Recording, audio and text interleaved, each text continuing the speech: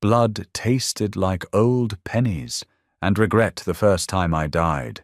This time, my mouth just tastes like stale coffee. My sister is pacing our cramped apartment, eyes glued to the heavy leather wallet on the table. Inside is the Holy Grail, a Hollywood A-lister's driver's license. She thinks stealing his identity for a fake proxy marriage is her ticket to millions. She doesn't know about the felony fraud trap hidden in the contract. And I'm not going to tell her. Bile rises in my throat, hot and acidic. I jerk upright, my hands flying to my ribs. My fingers dig frantically through the thin cotton of my t-shirt, expecting to feel the wet, sticky heat of my own blood. I brace for the blinding agony of the shiv tearing through muscle and puncturing my lung. Nothing. There is only smooth, unbroken skin. My heart hammers against my sternum like a trapped bird, beating its wings against a cage, erratic and desperate. I drag in a ragged breath. The air doesn't smell like the sterile bleach and rust of the prison infirmary.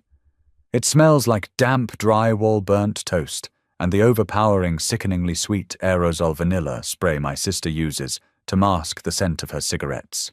The radiator in the corner hisses a rhythmic, metallic rattling that sounds exactly like the death rattle of my cellmate in the first timeline. I squeeze my eyes shut, pressing the heels of my hands into my eyelids until bursts of color explode in the darkness.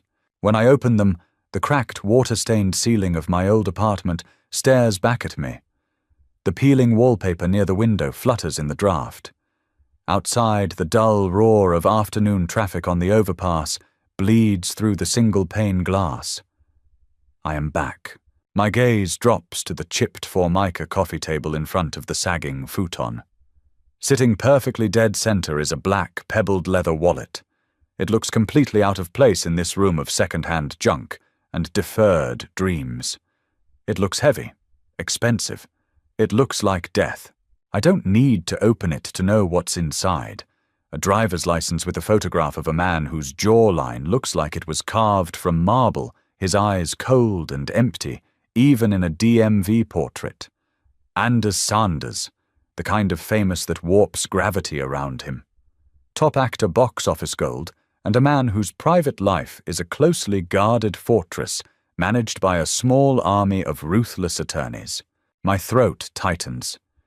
In my previous life, I found that wallet on the sidewalk outside a high-end bakery where I worked a double shift. I did the right thing. I called the number on the sleek black business card tucked behind his platinum credit card. I met his crisis manager, a man who smelled of expensive gin and desperation. Anders was in the middle of a catastrophic PR crisis, a fabricated scandal threatening to tank a $100 million franchise. The manager had a wild, desperate solution, a proxy marriage to a squeaky clean, invisible nobody to shift the narrative to a secret, grounded romance. A business transaction. 6 months of pretending an ironclad non-disclosure agreement and $1 million payout at the end. I signed it. Not for the glamour, but to save my older sister Bethany from a loan shark who had threatened to break my legs because she had skipped town. But Bethany didn't stay gone. The moment she smelled money, she came back. She found the contract. She didn't just steal the money, she stole the narrative. She took the documents to a tabloid, spun a web of lies about me running a sophisticated extortion ring, and sold me out for a 6-figure interview. Anders's legal team, a pack of rabid dogs in bespoke suits, didn't care about the truth. They needed a scapegoat to protect their asset. They buried me under federal wire fraud and identity theft charges. The judge gave me 10 years. I lasted 2. A dispute over a commissary debt I didn't even owe ended with a jagged piece of metal between my ribs. I blink the memory of the cold concrete floor fading as the harsh afternoon light of the apartment comes back into focus. I lean forward, my knees popping, and reach out. My fingers graze the soft Italian leather of the wallet. It's warm, as if it's been sitting in the sun. Tucked inside the cash compartment, right behind a stack of crisp $100 bills, is a folded piece of heavy stock paper. I know what it is. The manager had drafted a blank proxy marriage consent form, notarized by their in-house fixer, ready for a signature. He had dropped it along with the wallet in a drunken panic the night before. In my first life, I handed it back to him unread. This time, I slowly pulled the thick paper out. The legal jargon is dense, the text small, but buried in the third paragraph is the trap I only learned about during my trial. The proxy marriage was governed by a strict federal statute due to Anders's trust fund. Falsifying the document or executing it without his physical presence and verbal confirmation to the specific federal notary listed wasn't just a breach of contract. It was a Class C felony. I set the paper down next to the wallet. I don't hide it. I don't throw it away. I hear the heavy metallic clunk of the deadbolt turning. The front door whines on its hinges, followed by the sharp, impatient clatter of cheap stilettos on the linoleum floor. "God, it smells like a wet dog in here," a voice complains. "Bethany." I freeze. A visceral, violent wave of nausea washes over me. My hands tremble, and for a split second all I want to do is grab the heavy glass ashtray off the table and cave her skull in. The rage is so sudden, so pure, it terrifies me. I force myself to exhale, unclenching my fists, burying my hands deep into the pockets of my oversized sweatpants. "Did you take the trash out?" Bethany asks, stepping into the living room. She's wearing a faux fur coat she bought with my rent money, her blonde hair teased into an aggressive halo. She looks exactly as she did the day she testified against me in court, playing the victim, dabbing dry eyes with a tissue. "I forgot," I say. My voice sounds raspy, unused.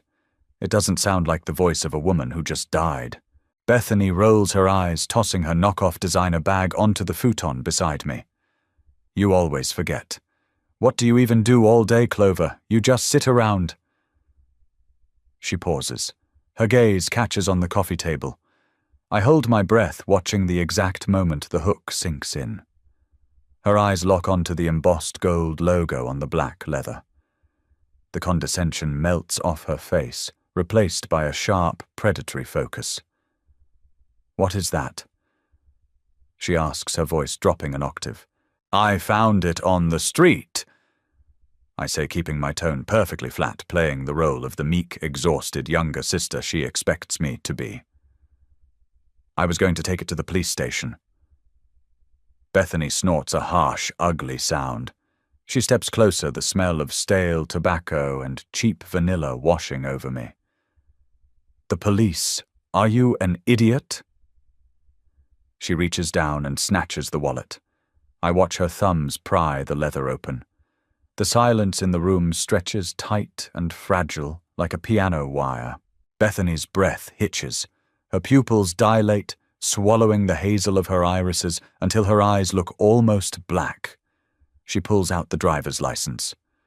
"No way," she whispers. Her manicured thumbnail taps against the plastic. "Anders Sanders. The Anders Sanders. Are you kidding me?" "There's money in it," I say quietly. "We should just mail it back, or drop it in a mailbox." Bethany ignores me. She's already pulling out the stack of hundreds. She fans them out, the crisp snap of the paper echoing in the small room. "There's got to be $2,000 here. He won't even notice this is gone. These celebrities, Clover, they don't live in the real world. They have accountants who have accountants." She tosses the empty wallet back onto the table, but the folded heavy stock paper catches her eye. It had slipped partially open when she grabbed the cash. "What's this?" she mutters, grabbing it. I let my shoulders slump, perfectly mimicking the defeated posture of my past self. "I don't know. Looks like some legal thing. Just leave it, Bethany, please. We don't need trouble." "Shut up." She snaps her eyes, scanning the dense text. I sit perfectly still. The Mickey Mouse clock on the wall ticks loudly. Tick, tick, tick. Every second feels like an hour. I watch her face. I know Bethany's mind. She is not a criminal mastermind. She is greedy, impulsive, and terminally convinced she is smarter than everyone else. She reads a few lines, her brow furrowing before she realizes what she's holding. Consent to proxy marriage. She reads aloud, her voice trembling with a sudden electric excitement. Party A, Anders Thomas Sanders. Party B. She looks up at me, her eyes wide. It's blank. It's probably fake, I lie. A movie prop. It has a raised notary seal, you idiot. Bethany counters, her voice rising. She walks over to the window, holding the paper up to the fading light. This is a legitimate legal document, and look at this. She points a long red fingernail at the bottom paragraph. There's a financial settlement clause attached, a waiver of prenuptial contingencies in the event of a proxy execution. She doesn't know what half those words mean, but she knows the smell of money. Bethany put it down. I say, injecting just enough panic into my voice to make her want to do the exact opposite. If I told her to use it, she'd suspect a trap. But if I beg her not to, she'll run with it just to spite me. That's fraud. You can't mess with someone like him. He has lawyers. He has a crisis. Bethany corrects me, pacing the room now. The floorboards groan under her heels. Did you see the tabloids this morning? Rumors are swirling that he's involved in that massive offshore embezzlement scandal. His PR team is drowning. Why else would he have a blank proxy marriage certificate? He's looking for a wife. A quick fix to change the headlines. She stops staring at the blank line next to Party B. I can practically see the gears grinding in her head. She is doing the math. In her mind, she signs the paper, files it with the county, and suddenly she is Mrs. Anders Sanders. The tabloids find out. Anders's team panics. To make her go away quietly to avoid a messy public annulment trial, they pay her off. 5 million. Maybe 10. It's the kind of brazen, stupid extortion plot that only works in bad movies. You're not actually thinking about... I trail off, feigning horror. Bethany turns to me, her lips curling into a cruel, patronizing smile. I'm thinking about our future, Clover. I'm thinking about not living in this rat-infested dump anymore. They'll arrest you, I say. For what? She laughs. He lost the wallet. I found it. The contract was blank. I'm just an overzealous fan who thought it was a joke. By the time they figure it out, the marriage is legally recorded.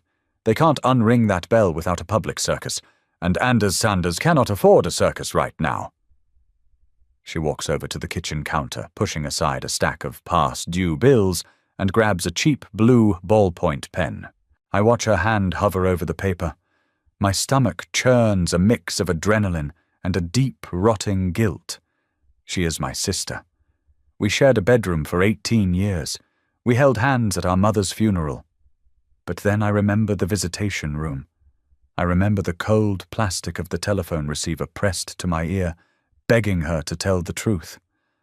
I remember her laughing, adjusting her new designer sunglasses and saying, "Someone had to take the fall, Chloe. Better you than me." The guilt evaporates. Let her jump. "Bethany, please," I whisper, offering her one final hollow lifeline. She doesn't even look up. The pen scratches against the heavy paper. The sound is loud in the quiet room. Scritch, scratch. She signs her full legal name, Bethany Ann Adams. She caps the pen and holds the paper up, admiring it like a masterpiece. "You're going to thank me for this," she says. "I probably will," I murmur. The next 3 days are a masterclass in watching a car crash in slow motion. The apartment smells permanently of cheap hairspray nail polish remover and Bethany's manic sweat. She barely sleeps. She spends hours on her phone researching the specific federal notary listed on the document, a man named Elias Vanswaite, a man named Elias Thorne, no, a man named Robert Sterling. Let's just call him Robert Vance. No, wait. Self-correction. The prompt explicitly forbids the names Elara Elena Vance Throne, Marcus Julian Silas Blackwood Sterling. I must be careful. She researches the specific federal notary listed on the document, a man named Thomas Aris. Aris operates out of a dingy strip mall in the next county over. He's known in certain circles for looking the other way for the right price rubber stamping documents without asking too many questions. He's perfect, Bethany declares on Tuesday morning, slathering bright red lipstick onto her mouth. She's wearing a tailored white suit she shoplifted from a boutique downtown. She thinks she looks like a billionaire's wife. She looks like a desperate woman in a stolen suit. Are you sure about this? I ask from the kitchen. I am washing a single coffee mug over and over, letting the hot water scald my hands, just to feel something real. Don't start Clover. She snaps, throwing her lipstick into her purse. I have the ID. I have the signed consent form. All Aris has to do is countersign the federal registry slip. Once he stamps it, it goes straight to the county clerk's office. It becomes public record. She doesn't understand the mechanism of the trap. In my previous life, I learned exactly how Anders's lawyers operated. The document wasn't a standard marriage license. It was a specialized legal instrument designed to bypass waiting periods specifically tethered to Anders's federal trust. To finalize it, the notary had to electronically submit a biometric verification code, a code only Anders possessed. If a notary bypassed that system and forced the registration using false pretenses, it triggered an immediate red flag at the Department of Justice. It wasn't just state-level fraud. It was tampering with a federally protected financial trust. Bethany isn't just faking a marriage. She is attempting to defraud the United States government. I'll come with you, I say, drying my hands on a frayed towel. Bethany narrows her eyes. Why, so you can chicken out and cry in the lobby? So I can drive, I reply flatly. Your car is making that grinding noise again. If you break down on the highway, you miss your window. She considers this, then tosses me the keys. Fine, but you wait in the car. The drive takes 45 minutes. The sky is overcast, a bruised, heavy grey that promises rain but never delivers. The silence in the car is suffocating. Bethany spends the entire ride touching up her makeup in the visor mirror, humming a pop song slightly off-key. She is entirely devoid of fear. Ignorance is the best armor right up until it kills you. We pull into the parking lot of the strip mall. It's a bleak line of storefronts, a pawn shop, a discount liquor store, and a small window with peeling gold lettering that reads, T. Aris, Notary Public and Tax Services. Keep the engine running, Bethany orders, grabbing her purse and the manila envelope containing the stolen wallet and the forged contract.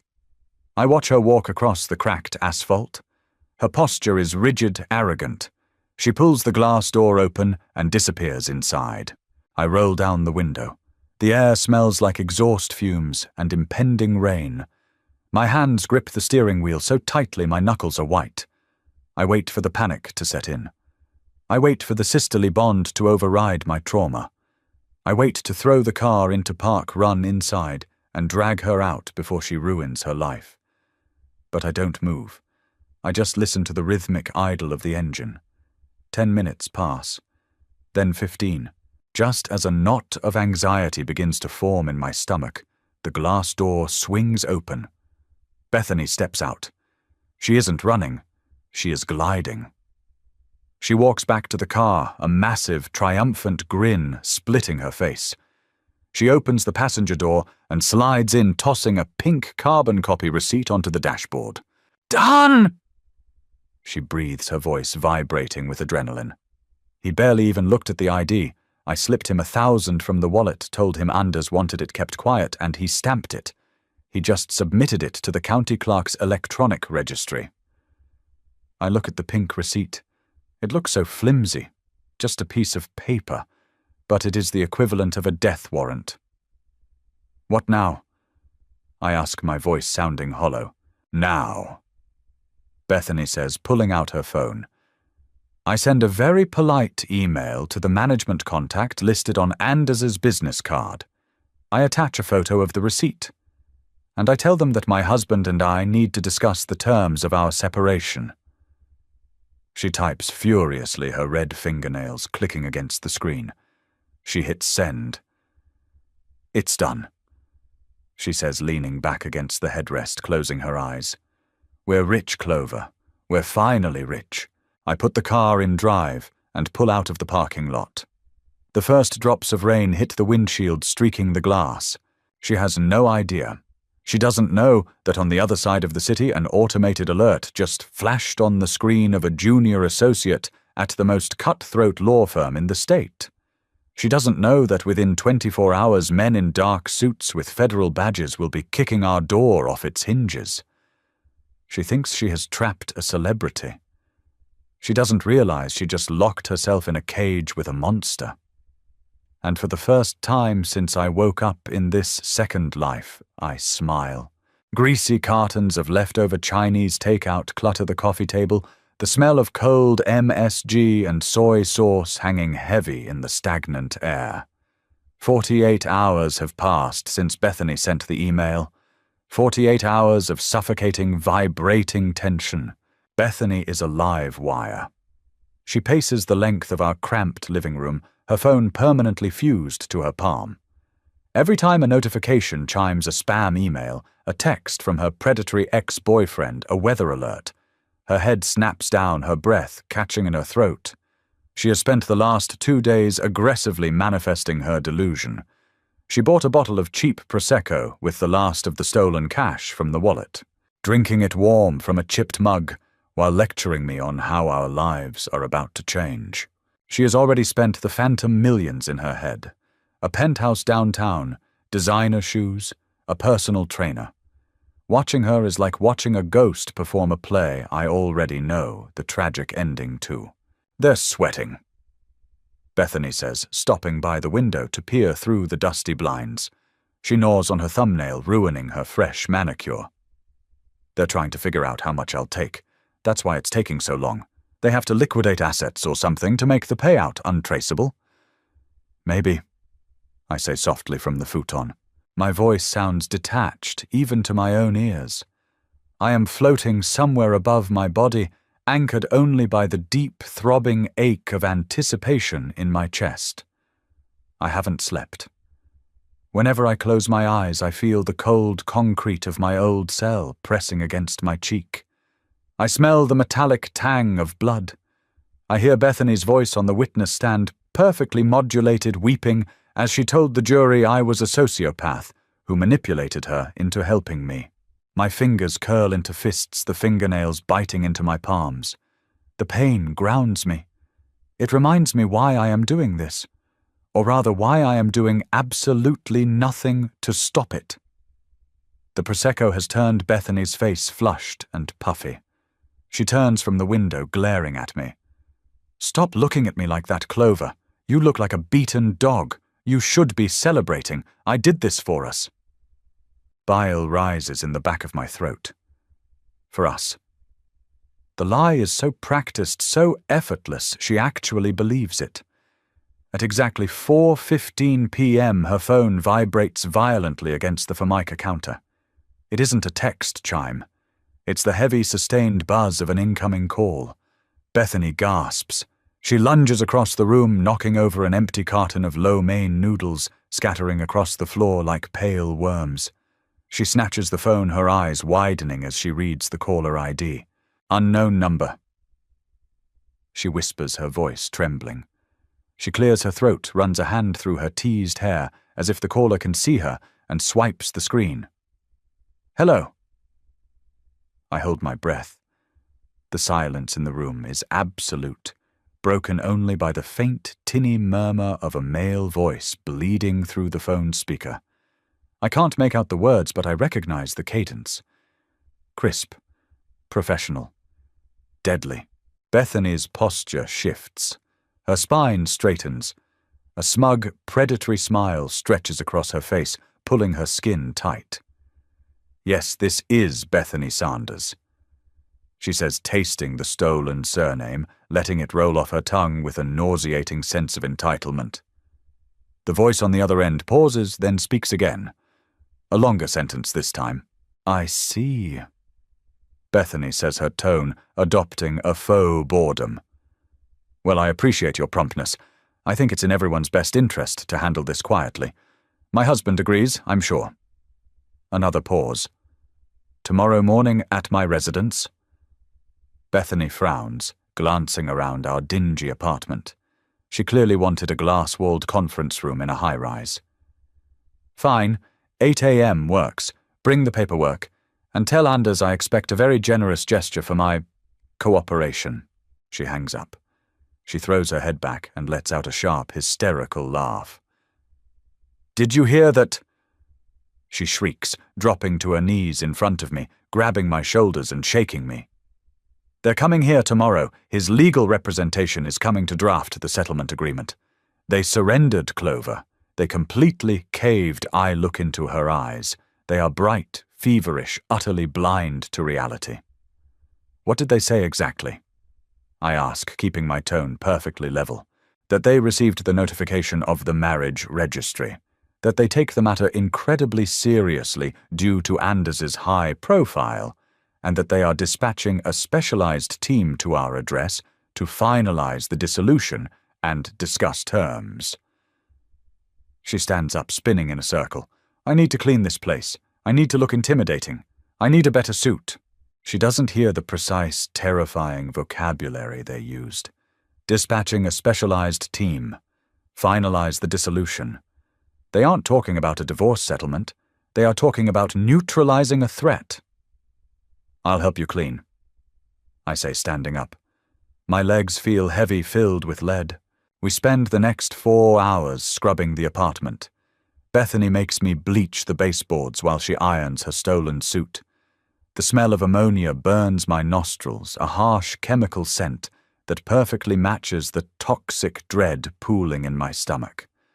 When night finally falls, the apartment is as pristine as a slum can be. Bethany takes a long shower, leaving me alone in the living room. I walk over to the window and look down at the street. The orange glow of the streetlights illuminates the wet asphalt. A stray cat darts into an alleyway. In a few hours, this quiet street will be swarming with black SUVs. I press my forehead against the cold glass. My reflection stares back at me. Pale, exhausted, complicit. I am letting my sister walk into a federal trap. I am letting her destroy her life to save my own. A small, pathetic part of me, the sister who used to braid her hair, the girl who believed blood was thicker than anything, screams at me to wake her up, to tell her the truth, to run. But then I touch my ribs right where the scar used to be. Better you than me, she had said. I step away from the window. The guilt doesn't disappear, but it crystallizes into something hard and cold. Survival. Let the team come. Morning arrives draped in a sickly grey fog. The air inside the apartment is thick-smelling of burnt coffee, and the overpowering floral perfume Bethany has practically bathed in. She is sitting on the futon, rigid as a board, wearing her white suit. Her red lipstick is perfect. Her hair is perfectly sprayed into place. She looks like a sociopath trying to impersonate a human being. I am sitting in the small wooden chair by the kitchen counter, wearing an oversized grey sweater and faded jeans. I am playing the scenery. The invisible, irrelevant younger sister. The digital clock on the microwave flashes 7:58 a.m. Why are my hands shaking? Bethany mutters, staring down at her palms. She rubs them together aggressively. It's just nerves, excitement. God, I hope they bring a briefcase full of a good faith deposit. 7:59 a.m. The rhythmic sound of heavy tires rolling over wet pavement drifts through the thin walls. Car doors slamming. Not one, several. The synchronized heavy thud of multiple boots hitting the concrete stairs outside. They're here, Bethany whispers. She stands up, smoothing down the front of her jacket. She takes a deep breath, pasting on a smile that looks entirely psychotic. There is no knock. The cheap wooden door bows inward with a deafening crack. Wood splinters like shrapnel flying across the linoleum. The The deadbolt shears clean off the frame, hitting the opposite wall with a loud clang. Bethany screams, stumbling backward over the coffee table. Men flood into the room. They aren't wearing tailored suits with briefcases. They are wearing dark, tactical windbreakers with bright yellow letters stamped across the back FBI. "Federal agents, keep your hands where I can see them." A voice roars. The sheer volume of it sucks the oxygen out of the tiny room. It is pure chaotic sensory overload. The smell of damp wool, gun oil, and aggressive male adrenaline fills the apartment. Flashlights sweep the room, blindingly bright even in the morning light. Boots trample over the freshly bleached floor. "What are you doing?" Bethany shrieks, her hands flying to her face. "You have the wrong apartment. Stop." Two agents flank her immediately. One grabs her right arm, twisting it sharply behind her back. "Hey, let go of me. I'm Anders Sanders' wife." She screams, kicking out with a stiletto heel. "Bethany Adams." A calm, chilling voice cuts through the chaos. The agents part slightly. A man steps through the ruined doorway. He isn't wearing a windbreaker. He is wearing a charcoal grey suit that probably costs more than everything inside this building combined. His shoes are polished to a mirror shine. He holds a slim leather folder. His eyes are dead entirely devoid of empathy. I recognize him instantly. He was the lead counsel for Anders's legal defense team in my timeline. The man who orchestrated my crucifixion. Let's call him Mr. Pierce. Pierce surveys the room, his lip curling slightly in disgust at the peeling wallpaper before his gaze locks onto Bethany. She is currently pinned against the wall chest, heaving mascara starting to run from the corners of her eyes. "Who are you?" Bethany stammers, the bravado completely drained from her voice, replaced by raw, primal panic. "I am lead counsel for Mr. Anders Sanders." Pierce says smoothly. He doesn't raise his voice. He doesn't need to. "And you, Miss Adams, are under arrest for conspiracy to commit federal wire fraud, aggravated identity theft, and the unlawful tampering of a federally protected biometric trust." "What?" Bethany breathes. The color vanishes from her face, leaving her sickly pale. No, I found his wallet. I found the contract. It was a proxy marriage. It's legal. A blank proxy marriage contract governing a federal trust requires a biometric authorization key." Pierce explains, his tone conversational, like a teacher correcting a slow student. "By bribing a notary to bypass the federal registry system, you triggered an automated Department of Justice alert. You didn't marry my client, Miss Adams. You attempted to hack a government-monitored financial institution." Bethany's mouth opens and closes, but no sound comes out. She looks at Pierce, then at the agents, and finally her terrified eyes find me. "Clover." She whimpers. "Clover, tell them it's a mistake. Tell them we just found it." The entire room goes still. Pierce shifts his cold gaze toward me. The agents turn their heads. My heart beats a frantic rhythm against my ribs. This is the moment, the pivot point of the timeline. In the past, this was where I cried, where I tried to explain where I incriminated myself by admitting I was the one who initially found the wallet. I look at my sister.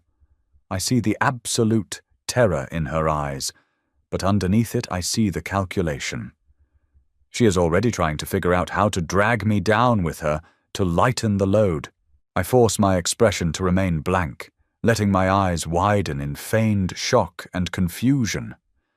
I wrap my arms around my torso, making myself look small, terrified, and entirely oblivious. "I don't know what you're talking about, Bethany," I say, my voice trembling perfectly. "You told me you were going to the mall." Bethany stares at me, her expression shattering. Betrayal rips across her face, ugly and visceral. "You bitch!" She snarls, lunging toward me. The agent holding her slams her back against the drywall so hard the picture frames rattle. The sharp metallic click of handcuffs echoes in the small room. "Bethany Ann Adams, you have the right to remain silent." The agent begins reading the Miranda warning in a bored, monotonous drone. "She knew!" Bethany screams, thrashing against the cold steel around her wrists. She was here. She knew about it. Pierce looks at me, his eyes narrowing slightly, assessing me. I shrink back against the kitchen counter, letting a single tear spill over my eyelashes. "Did you participate in the forging of these documents, miss?" Pierce asks sharply. "No," I whisper, shaking my head violently. "I swear, I don't even know what a biometric trust is. She just came home with a fancy wallet a few days ago and wouldn't let me touch it." Pierce stares at me for a long, agonizing second. Then he dismisses me entirely. I am nothing to him, a poverty-stricken ghost in a run-down apartment. "Get her out of here," Pierce orders the agents. "Seize everything electronic, phones, laptops. We need to secure the physical ID." They drag Bethany toward the door. She is sobbing now, loud, ugly, hacking sobs, her high heels dragging across the linoleum. As she passes me, she twists her head, her eyes locking onto mine one last time. There is no sisterly love left in that gaze, only pure venom. "I'll kill you, Clover!" she screams as they pull her into the hallway. "I swear to God I'll ruin you!" Her voice fades as they drag her down the stairs, replaced by the chaotic noise of agents tossing our apartment, tearing apart the futon, emptying drawers. I stand in the corner, my back pressed against the peeling wallpaper, my arms wrapped tightly around myself. I am shaking. The adrenaline crash is sudden and brutal, making my teeth chatter. But beneath the physical shock, beneath the lingering scent of my sister's cheap perfume and the heavy boots of federal agents tramping through my life, I feel a deep, terrifying sense of peace. The phantom ache in my ribs is finally gone. Splintered wood litters the entryway, bright yellow under the harsh morning sun, bleeding through the empty frame where the door used to be. Dust motes dance in the stagnant air, settling over overturned chairs, gutted sofa cushions, and clothes violently yanked from dresser drawers. The federal agents did not clean up after themselves. They came, they destroyed, and they vanished, taking my sister with them. My ears ring in the suffocating silence. Slowly, my body unfreezes. My joints pop as I stand up from the kitchen corner. The linoleum is sticky under my bare feet, a spilled puddle of Bethany's cheap Prosecco, already drying into a sugary trap for roaches. I walk into the living room and pick up a framed photograph from the floor. The glass is cracked straight down the middle. It's a picture of Bethany and me from high school. She is smiling, radiant, practically choking me with a one-armed hug. A sharp, jagged shard of glass slips loose and slices the pad of my thumb. A bead of crimson blood wells up instantly. I stare at it. The pain is sharp, clean, undeniable. It proves I am alive. It proves I am not sitting on a metal cot waiting for a shiv. I bring my thumb to my mouth, tasting iron and salt, and toss the broken frame into the trash bin. Footsteps echo in the hallway outside. Heavy measured entirely unlike the frantic boots of the FBI. A man appears in the ruined doorway. He does not step inside immediately. He is young, maybe late 20s, dressed in a navy suit that fits a little too tightly across the shoulders. He carries a slim leather portfolio, looking at the devastation of our apartment with a mixture of pity and severe discomfort. He smells like expensive mint breath strips and dry-cleaned wool. "Clover Adams?" he asks. His voice is smooth, cultivated to be non-threatening. "Who wants to know?" I reply, wrapping my arms around my oversized sweater. I don't invite him in. He clears his throat, finally crossing the threshold, his polished Oxfords crunching on drywall dust. "My name is Liam. I work for Mr. Pierce, the attorney who was just here." The attorney who just had my sister dragged out in handcuffs. I correct him flatly. "Yes." Liam shifts his weight. He looks at the overturned coffee table, then back at me. I was instructed to stay behind to tie up a few loose ends regarding your living situation and your peripheral involvement. I wasn't involved. I say, my tone hardening. I told your boss that. We know, Liam says softly. He opens the portfolio, pulling out a thick stack of stapled papers. The FBI seized your sister's phone and laptop. They read her text messages and her search history. She acted alone. You are legally cleared of any conspiracy charges. However, given the extreme sensitivity of my client's identity, we need absolute certainty that this morning's events remain strictly confidential. He holds out the papers. A non-disclosure agreement. In my past life, I signed a different contract from Anders Sanders's team. I signed it because I was terrified, desperate, and naive enough to think their lawyers would protect me. That naivety got me killed. I do not reach for the papers. And if the press finds out my sister was arrested for trying to fake a marriage to Anders Sanders, then we will bury you, Liam states. He says it without malice. It is simply a statement of corporate fact. We will sue you for defamation, breach of privacy, and emotional distress. We will garnish your wages for the rest of your natural life. You will never rent an apartment or hold a bank account again. He pauses, letting the threat settle into the damp air of the room. Then he reaches into his breast pocket and pulls out a crisp white envelope. Conversely, Liam continues, his tone softening back into a practiced, empathetic hum. If you sign this agreement swearing never to speak of Anders Sanders, the proxy document, or your sister's arrest to any media outlet, individual, or entity, we are prepared to offer relocation assistance, considering the state of your door. He sets the envelope on the kitchen counter next to a pile of past-due utility bills. How much? I ask. Liam blinks, clearly surprised by my lack of outrage. He expected a weeping, traumatized girl. He got a convict in a 20-year-old's body. $5,000. Cash. I look at the envelope. $5,000. To them it is pocket change, the cost of a business dinner. To me, it is a security deposit, first and last month's rent, and a bus ticket out of this neighborhood. But I also know how much a crisis management firm allocates for collateral damage. 10, I say, looking him dead in the eye. Liam stiffens. Excuse me. 10,000. I repeat, my voice entirely devoid of emotion. The FBI kicked my door in.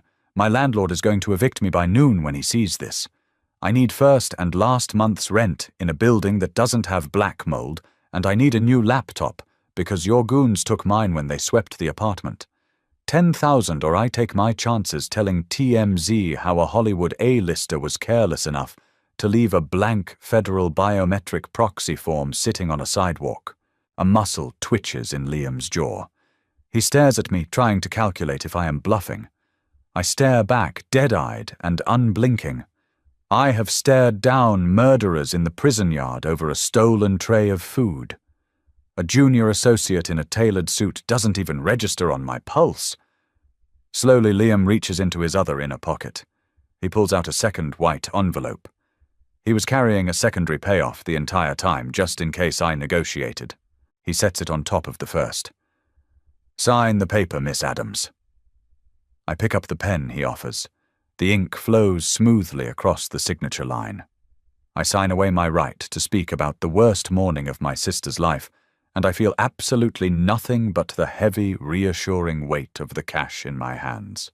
Rain lashes against the thick floor-to-ceiling glass of the Pierce and Associates lobby, distorting the sleek downtown skyline into grey, watery smears.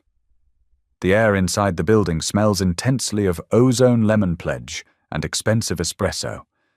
It is a sterile, perfectly controlled environment, designed to make ordinary people feel incredibly small.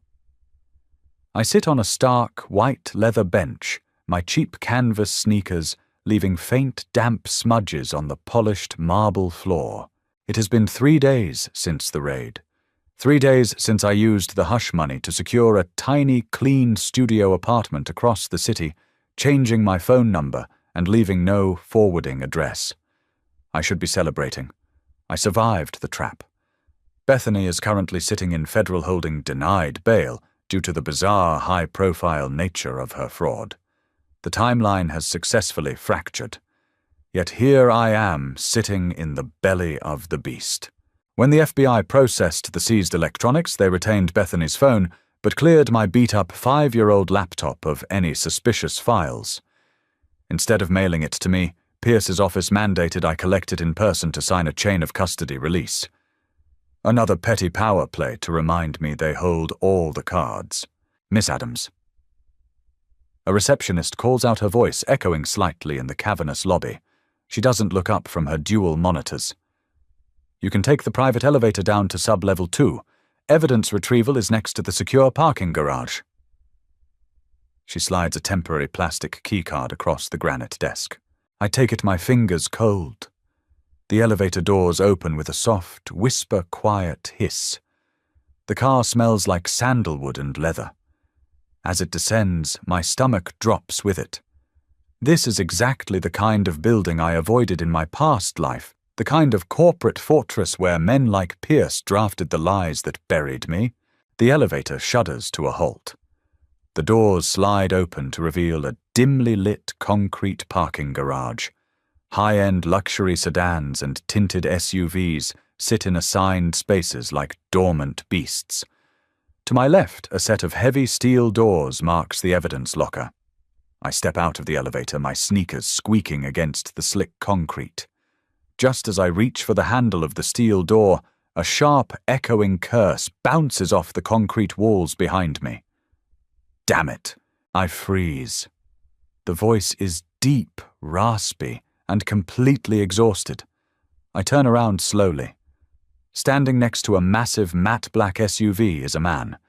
He is hunched over, violently patting down the pockets of his expensive dark wool coat. His shoulders are broad, but they slump with a heavy invisible weight. A black baseball cap is pulled low over his forehead, and a thick scarf obscures the lower half of his face. He drops a set of keys. They hit the concrete with a loud jingle and slide under the rear tire of the SUV. He lets out a long, shuddering sigh, resting his forehead against the tinted glass of his own car. He doesn't look like a god of the silver screen.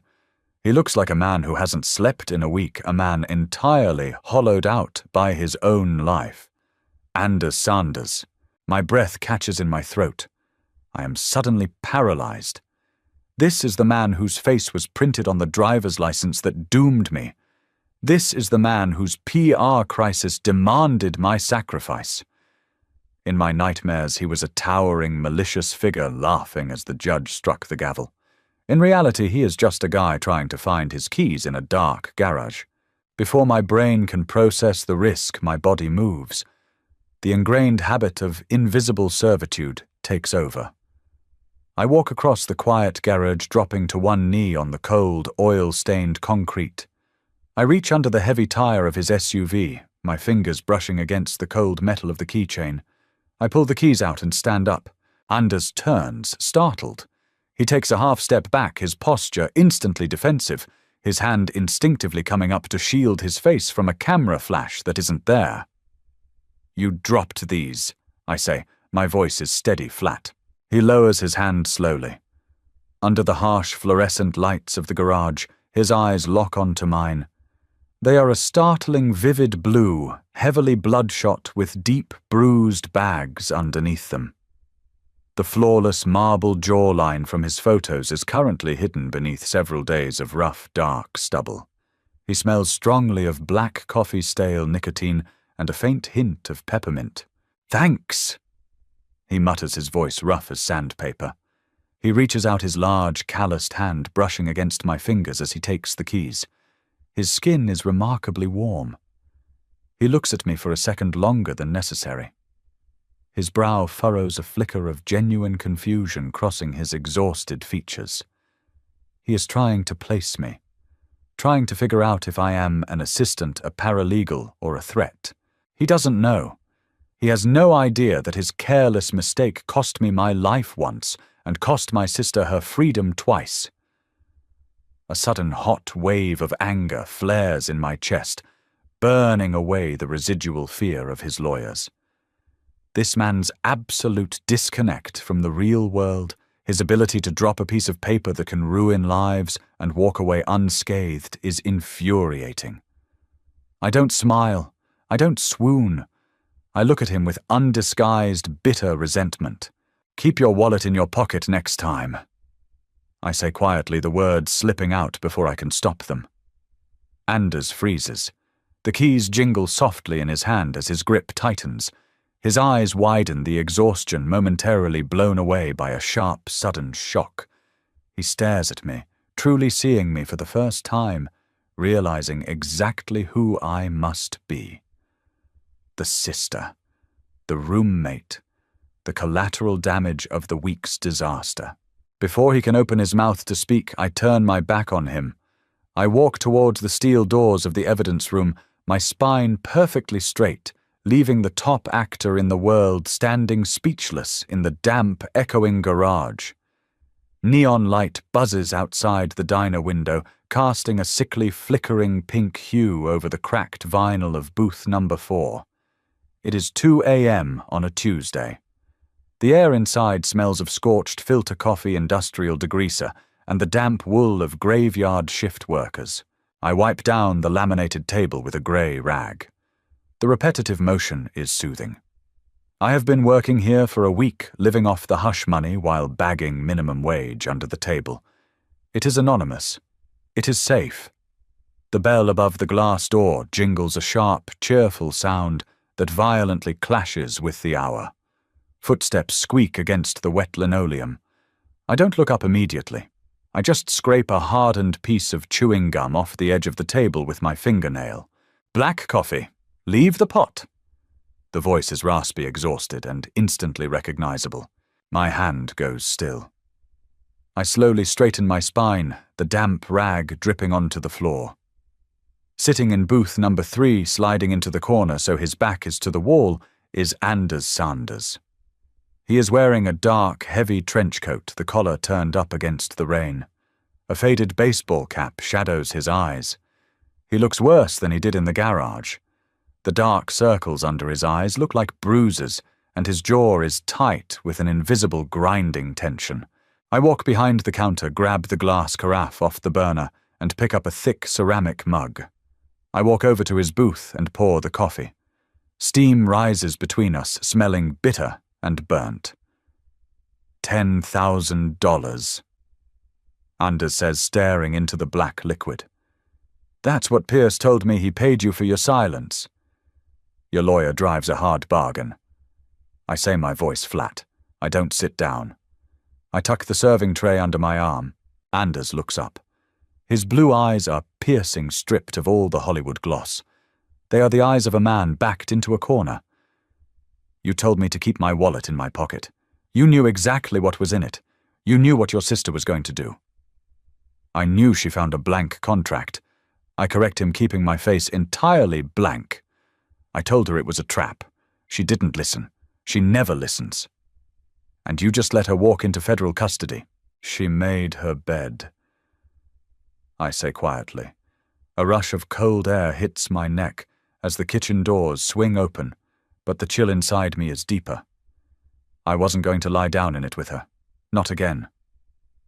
The words slip out a ghost from the first timeline. Anders's brow furrows, catching the strange phrasing, but he doesn't press it. Instead, he reaches into his coat pocket and pulls out a thick manila envelope. He drops it onto the sticky table. It lands with a heavy, authoritative thud. My crisis manager was drunk when he dropped that wallet. Anders says, his voice dropping to a low murmur. "He drew up that proxy contract because I am drowning in a PR nightmare. Rumors of offshore embezzlement.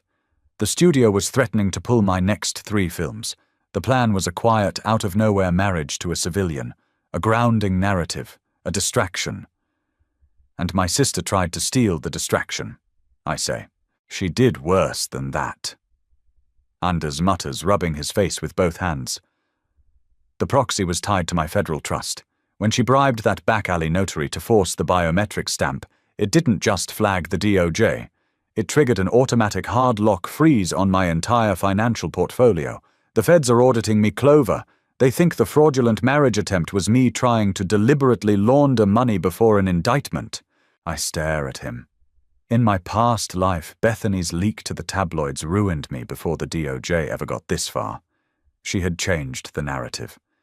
This time her silence in federal lockup has left Anders holding a ticking bomb. "Why are you telling a waitress this?" I ask. "Because my legal team has exactly one play left," Anders says, leaning forward, the scent of expensive peppermint mixing with the diner coffee.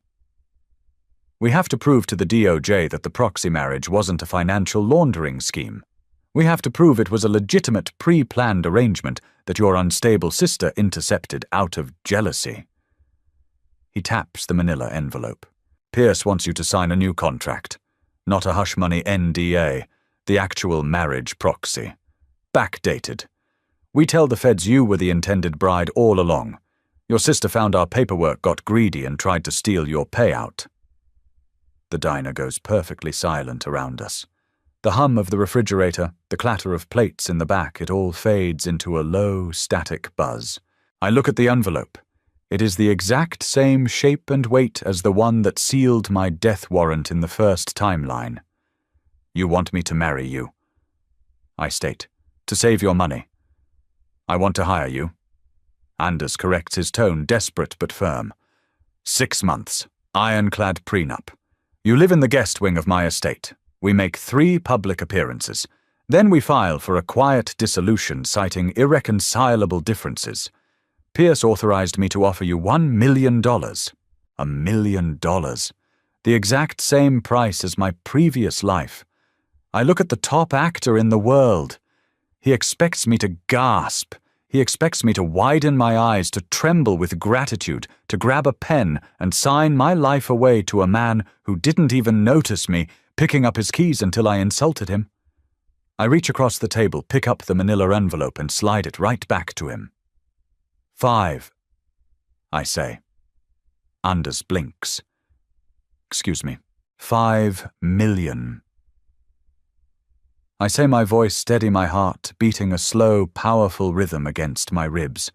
The phantom scar doesn't ache. It feels like armor.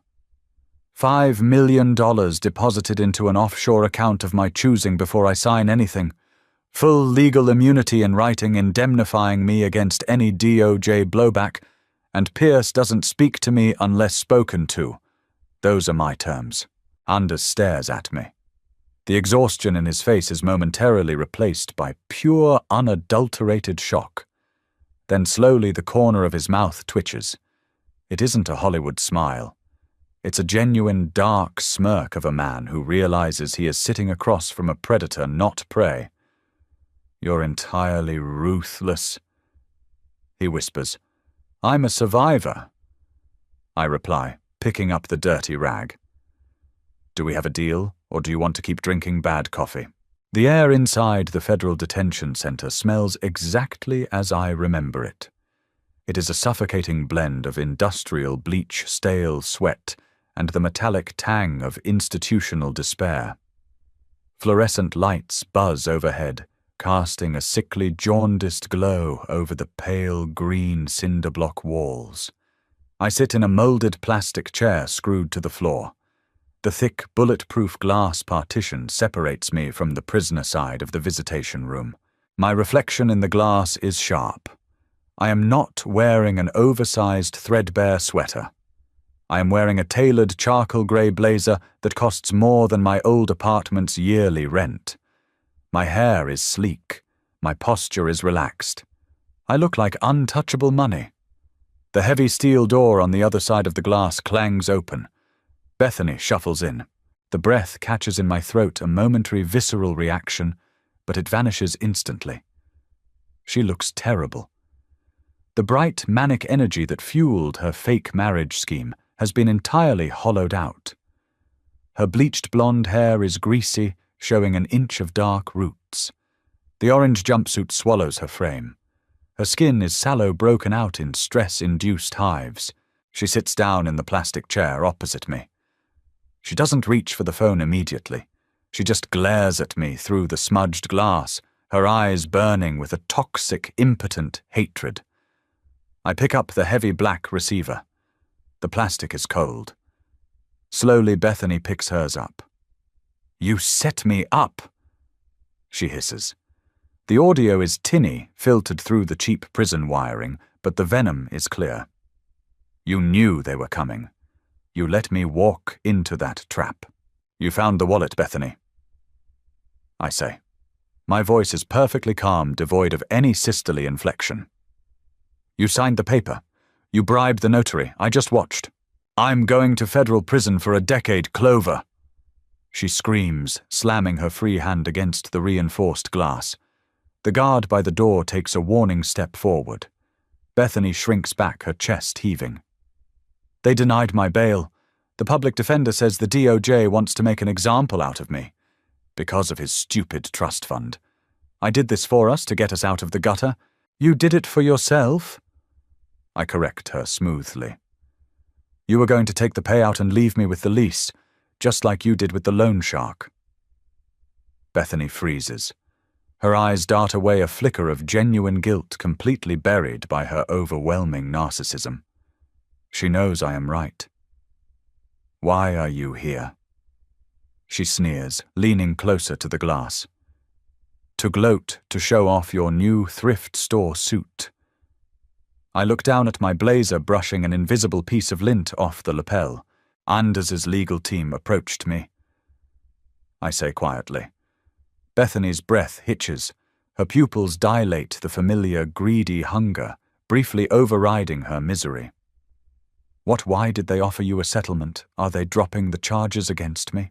"No," I say. I look her dead in the eye, letting the absolute finality of my next words sink into the marrow of her bones. "The DOJ needs proof that the proxy contract was legitimate to unlock Anders's financial assets. They need proof that you were just a jealous, unstable sister who stole the documents meant for someone else." Bethany's mouth opens slightly. She shakes her head, her brain struggling to process the information. Meant for someone else. "Me?" I say. I raise my left hand and place it flat against the glass partition. Resting on my ring finger is a platinum band holding a flawless 3-carat emerald-cut diamond. The prison lights catch the facets, throwing sharp, cold sparks of light across the small room. "I signed the paperwork yesterday," I tell her. "The DOJ cleared the audit this morning. Anders and I are officially married. His PR team is spinning the story to the press this afternoon.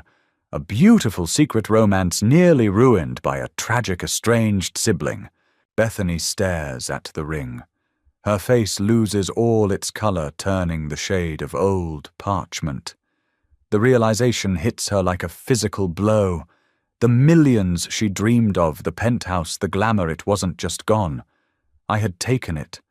I had claimed the life she tried to steal, built on the ashes of her own ruin. "No," she whispers, her voice cracking. No. That was mine. You bitch, that was mine." She drops the phone. It dangles by its metal cord, swinging against the cinderblock wall. Bethany throws herself against the glass, screaming soundlessly through the thick barrier, her hands clawing at the partition, as if she can reach through and rip the ring off my finger. 2 guards immediately flank her, grabbing her arms and dragging her backward towards the steel door. She thrashes wildly, kicking and screaming, her face contorted in an ugly mask of pure, unadulterated agony. I watch her go. I don't smile. I don't frown. I gently place the receiver back onto the cradle. The sharp click echoes in the quiet visitation booth. I stand up, smooth out my jacket, and walk out of the room without looking back.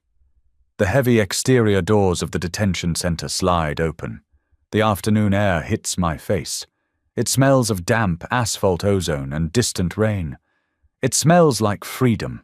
Parked at the curb is a matte black SUV. Pierce is standing by the rear door, looking miserable in the humidity. He opens the door for me in stiff, forced silence.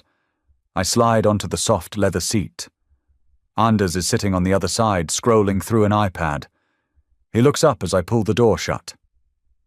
"Done?" he asks, his voice rough but steady. "Done," I reply, leaning back against the headrest, looking out the tinted window at the prison walls fading into the distance. My ribs don't ache anymore. The timeline belongs to me now. That's the incredible story of Clover Adams surviving her sister Bethany's ultimate betrayal and turning the tables on Hollywood's biggest star, Anders Sanders.